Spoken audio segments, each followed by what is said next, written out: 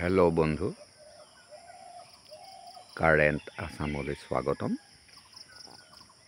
আপোনাক দেখুৱাই আছোঁ আজি এজোপা লাখটকীয়া গছ। এই গছজোপাৰ দাম প্ৰকৃততে হ'ব লাগে 3 লাখ টকা মিনিমাম। একেবাৰে কম বুলিও এই গছজোপাত 3 লাখ টকা হ'ব লাগে। এই গছজোপাত মই কিয় 3 লাখ টকা হ'ব লাগে বুলি কৈছোঁ আপোনালোকে চাওক। প্ৰথম কথা হ'ল, এই গছজোপাত যিটো মাল আছে, মানে যিটো পোক আছে, সেই পোকটোৱে হ'ল একদম 1 নম্বৰ পোক।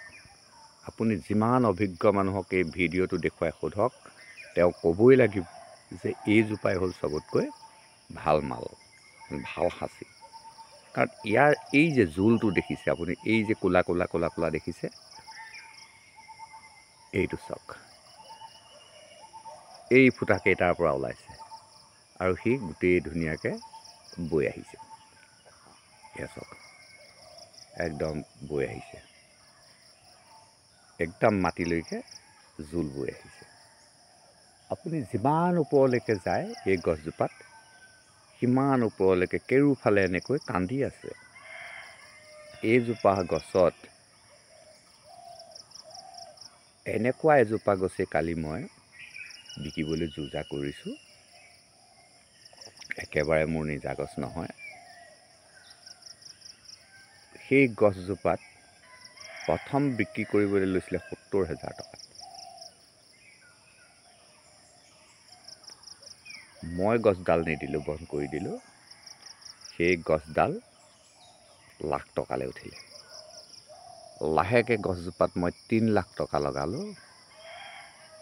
3 লাখ টকা লগাই থলোঁ আৰু 3 লাখ টকাত তেওঁলোকে বিকিবলৈ সন্মত হৈছিল। কিন্তু মই সেই গছজোপাত এতিয়া 5 লাখ টকা মোক দিছে বেপাৰীয়ে।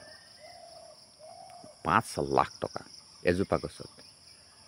আৰু সেই গছজোপাত আপোনাৰ এটাও পৰুৱা নাই। এই গছডালত আপুনি চালে দেখিব যে এটা দুটা পৰুৱা আছে। এই পৰুৱাটো কেলৈ আছে? এইজোপা বাগানৰ গছ। বাগানৰ দাঁতিত, একেবাৰে আলিৰ দাঁতিত আছে। হেল্ল' বন্ধু, এতিয়া এজোপা গছত আপুনি মন কৰক, 5 লাখ টকা। আকৌ একেজন বেপাৰীকে মই এখন বাৰীত 100 জোপা গছ দেখুৱাল, মানে 100 জোপা গছ দিম। তেখেতক মই এইটোৱে ক'লোঁ যে আপোনাক 100 জোপা গছ দিম, আপুনি গছ চাওক। তেওঁ গছ চালে, চাই মালিকৰ লগত কথাই নাপাতিলে। তেখেতে মোক ক'লে যে 100 জোপা গছত 3 লাখতকৈ দিব পৰা নাযাব। কিমান ভয়ানক কথা চাওকচোন।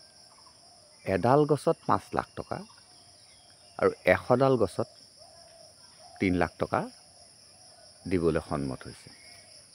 মালিকক কিন্তু কথাটো ক'বলৈকে বেয়া পালে। এতিয়া আপুনি মন কৰক, এইটো কিয় হৈছে?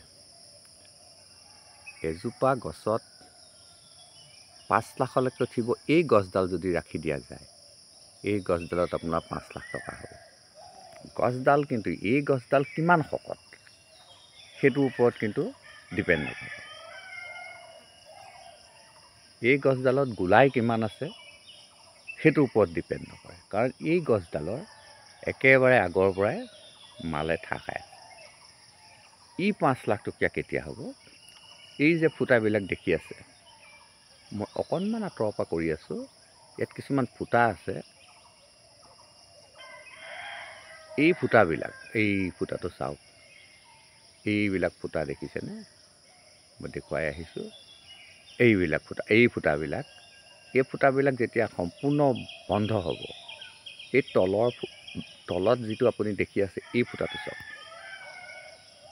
এই ফুটাটো যেতিয়া বন্ধ হ'ব, অৰ্থাৎ কেতিয়া বন্ধ হ'ব আপুনি কিবা অনুমান পাবনে? নেপায়। দেখিলেই নহ'ব। এতিয়া মই ক'ম আপোনাক, এই গছডালত কেতিয়া 5 লাখ 6 লাখ টকা উঠিব। এই যে ক'লা দাগটো সমূলনচে নাইকিয়া হৈ যাব। আৰু বেপাৰীজনে এই গছডাল অন্ততঃ 1 বছৰমান নিৰীক্ষণ কৰিব। যিজন প্ৰকৃত বেপাৰী তেওঁ গছডাল 1 বছৰমান নিৰীক্ষণ কৰিব যে গছডালত কিমান জোল বৈ যোৱা ফুটি আছে। আৰু যেতিয়া এই গছজোপাৰ সম্পূৰ্ণ কালাৰটো একেই হৈ যাব, আপোনাৰ ঘৰত যদি গছ আছে আপুনি তেতিয়া লক্ষ্য কৰিব, যেতিয়া এই ক'লা দাগটো সমূলনছে নাইকিয়া হৈ যাব, একদম ছেম কালাৰ আহি যাব, তেতিয়া এই গছডালত 5 লাখ বা 6 লাখ টকা চকুমুদি পাব। অকল এইজোপাই নহয়, এইজোপা চাওক, এইজোপা মই দেখুৱাই আছোঁ, এইজোপা একেই প্ৰচেছৰ গছ, কিন্তু এইজোপাত এই জোল বৈছে, এইটো ফুটা, এই তললৈ জোল বৈ আহিছে চাওক।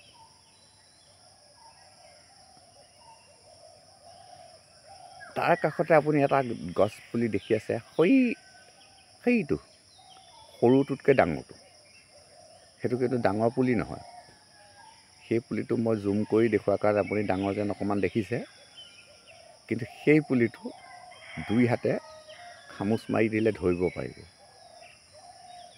সেই পুলিটোৰ দামো হ'ব একেবাৰে কম বুলি 10,000 টকা। তাত আপুনি চাওক জোল বৈ আছে। এতিয়া কথা হ'ল, মই কিয় দেখুৱাই আছোঁ, এই গছজোপাৰ আপুনি এতিয়া ওপৰৰ অংশলৈ চাওক, একেবাৰে ওপৰত মই দেখুৱাবলৈ সক্ষম হোৱা নাই, গুটি আছে। গুটি কেনেকৈ আছে, অ'ত এটা ত'ত এটা ত'ত এটা, বৰ বেছিহে এই গছজোপাত 100টা গুটি আছে। মই আগৰ ভিডিঅ'ত কৈ আহিছোঁ যে যিজোপা মিঠা খাচী, ভাল খাচী, সেইজোপা গছত গুটি নালাগে। যিজোপা ভাল খাচী সেই গছজোপাত গুটি নালাগে। কেলে নালাগে সেয়া মই পিছত আলোচনা কৰিম।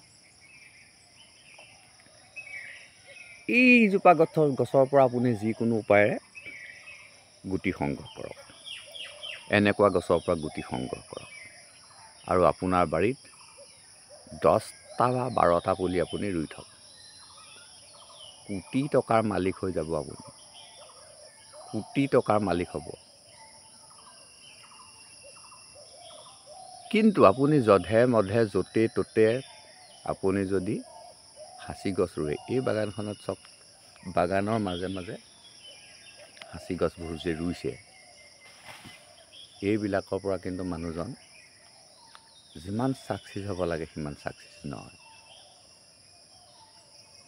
কি হয়, বাগানৰ মাজত যদি সাঁচি পুলি ৰুৱে, পোক তেনেই কম হ'ব। যদি আপোনাৰ সাঁচি গছজোপা আপুনি নিজৰ বাৰীত ৰুৱে, য'ত বাগান নহয়, তাত যদি আপুনি সাঁচি গছ এডাল বনায়, তাত আপুনি বহু লাখ টকা পাব। কাৰণ সাঁচি গছৰ পোকবিলাকে বা সাঁচি গছবিলাকে কোনো কেমিকেল সহ্য কৰিব নোৱাৰে। যেতিয়া সাঁচি গছত পোক লাগিব, পোকটোতো আচলতে চাওক, সাঁচি গছৰ পোকটো মাল নহয়, পোকটোৱে মাল নিদিয়ে। সাঁচি গছত পোকে খোৱাৰ পিছত তাত এবিধ ফাংগাছ উৎপন্ন হয়, সেই ফাংগাছটোৱেহে মাল বনায়, অৰ্থাৎ আঁতৰ বনায়। যদি আপুনি বিভিন্ন সাৰ মাৰে, বিভিন্ন কীটনাশক ঔষধ প্ৰয়োগ কৰে, তেতিয়াহ'লে সেই ফাংগাছবিলাক মৃত্যুমুখত পৰে। সিহঁতি ইমানেই সংবেদনশীল, যেনে আমি বসতি কৰি থকা অঞ্চলবিলাকত বা আমাৰ ঘৰটোৰ ভিতৰত ইমানেই ভাইৰাছ আছে, সেই ভাইৰাছৰ মাজতে আমি জীয়াই থাকোঁ। কিন্তু যেতিয়া সেই ভাইৰাছবিলাকে, আমাৰ গৃহত থকা ভাইৰাছবিলাকে তালৰ মাত শুনে, ঘণ্টাৰ মাত শুনে বা চাপৰি বজাই দিয়া হয়, তেতিয়াও সেই ভাইৰাছবিলাক নিপাত হৈ যায়। সেইকাৰণেই আমি নাম পাতোঁ। উদ্দেশ্য তাল বজোৱা, চাপৰি বজোৱা। আৰু যেতিয়া বহুত মানুহৰ সমাগম হৈ যায়, তেতিয়া তাত এটা হিত উৎপন্ন হয় আৰু আমাৰ গৃহত থকা সেই ভাইৰাছবিলাক দূৰ হৈ যায়। আপুনি আচৰিত হৈ যাব, অকল ভাইৰাছবিলাকেই নহয়, যিবিলাকৰ ঘৰত, যিবিলাক মানুহৰ ঘৰত অসুখ, অশান্তি, ৰোগ, ব্যাধি, কাজিয়া ইত্যাদিবিলাক হৈ থাকে, সেই ঘৰবিলাকত যদি আপুনি এটা ৰোট'মিটাৰ আনি পৰীক্ষা কৰি চায়, তাত লাইট জ্বলি যাব। ৰোট'মিটাৰ হ'ল য'ত যিবিলাক আত্মা থাকে, অশৰীৰী আত্মাই হওক বা আপোনাৰ প্ৰেতাত্মাই হওক বা জীৱাত্মাই হওক, য'ত থাকে তাত অসুখ অশান্তি হৈ থাকে। কাৰণ যি সময়ত সেই অশৰীৰী আত্মা, অৰ্থাৎ কিছুমান বায়ুৱে হয়, আপোনাৰ শ্বাস প্ৰশ্বাসৰ যোগেদি আপোনাৰ হৃদয়ত প্ৰৱেশ কৰিব, সেই মুহূৰ্ততে আপোনাক সেই আত্মাবিলাকে আপোনাক খন্তেকৰ কাৰণে ব্ৰেইনৰ যিটো কোষবিলাক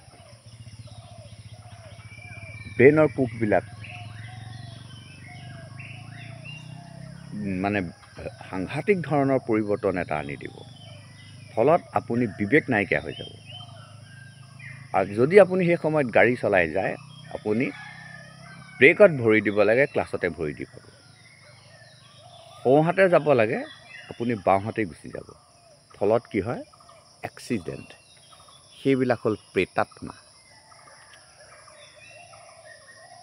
আৰু সেইবিলাক দূৰ কৰিবৰ কাৰণে আমি আমাৰ ঘৰত প্ৰত্যেকৰ গৃহতে এই মাংগলিক অনুষ্ঠানবিলাক কৰোঁ।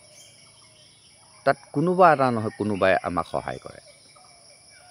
কিছুমান আপোনাৰ কাঁহৰ মাতত গুচি যায়, কিছুমান ঘণ্টাৰ মাতত গুচি যায় মানে সি নাহে আৰু সি সেই জেগাটো একেবাৰে আনচইচ কৰি পেলাব। য'ত সিহঁতি বসতি কৰিবলৈ লৈছিল, তাত যেতিয়া আপুনি মাংগলিক অনুষ্ঠান কৰিলে বা আপুনি কেনেবাকৈ যদি হোম কৰিছে, হোম যজ্ঞ কৰিছে, তেতিয়া আপোনাৰ কিছু বছৰলৈ তালৈ আৰু সেই বস্তুবিলাক নাহেই। হেল্ল' বন্ধু, এইবিলাক অতি লাখটকীয়া কথা। এইবিলাক অতি লাখটকীয়া কথা। আপুনি হয় নহয় প্ৰমাণ কৰি চাব পাৰিব। এটা ৰোট'মিটাৰ আপুনি অনলাইনত লৈ আহিব পাৰিব, লৈ আহি আপোনাৰ ঘৰত ৰাখিব পাৰিব। যদি আপোনাৰ ঘৰত ৰোট'মিটাৰ জ্বলিছে, আপুনি হয় হোম যজ্ঞ কৰক, আপুনি হয় মানুহৰ সমাগম হোৱাৰ কিবা অনুষ্ঠান পাতক, আপুনি নাম কীৰ্তন পাতক, আপোনাৰ ধৰ্মীয় যিখিনি পৰম্পৰা আছে সেইখিনি আপুনি উদযাপন কৰক। তাৰপাছত দেখিব যে আপোনাৰ লাহে লাহে ৰোট'মিটাৰটো নজ্বলা হৈ গ'ল। চাওক, আমি পৃথিৱীত দেখি থকা বস্তুৰ ওপৰতে যুঁজি আছোঁ। যেনেকৈ মানুহে আজি মহাকাশলৈ গৈছে, যেনেকৈ মানুহ আজি সাগৰৰ গভীৰতালৈ গৈছে, ঠিক তেনেকৈ আমাৰ বায়ুমণ্ডলত আমি দেখা বস্তুতকৈ আমি নেদেখা বস্তুও বহুত জীয়াই আছে। কিছুমান আমাৰ দৃষ্টিগোচৰ হৈছে, কিছুমান আমি আচিকাছৰ সহায়ত দেখিছোঁ, কিছুমান আমি অনুবীক্ষণ যন্ত্ৰৰ সহায়ত দেখিছোঁ। কিন্তু কিছুমান এনেকুৱা জীৱ আছে যে অনুবীক্ষণ যন্ত্ৰৰেও সিহঁতক ধৰা পেলাব নোৱাৰি।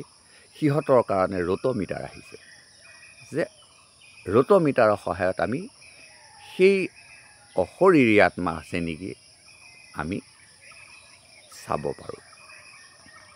হেল্ল' বন্ধু, আমি পৃথিৱীখনত বহু কথা জানিলে সুখে শান্তিৰে থাকিব পাৰি। নহ'লে আমি এই সংসাৰ সাগৰখনত আমাৰ জীৱন নৌকাখন চলাই নিয়াত আমাৰ বহুত জটিলতা আহিব। সেইকাৰণে আপোনাৰ ঘৰত যদি ডন হাই কাজিয়া পোচাল কিবা হৈছে, তেতিয়াহ'লে আপুনি ধৈৰ্য ধৰিব লাগিব। এই কথাখিনি এইকাৰণেই কৈছোঁ যে এটা বেয়া পৰিয়ালত এজোপা লাখ লাখ টকীয়া সাঁচি গছ নহয়।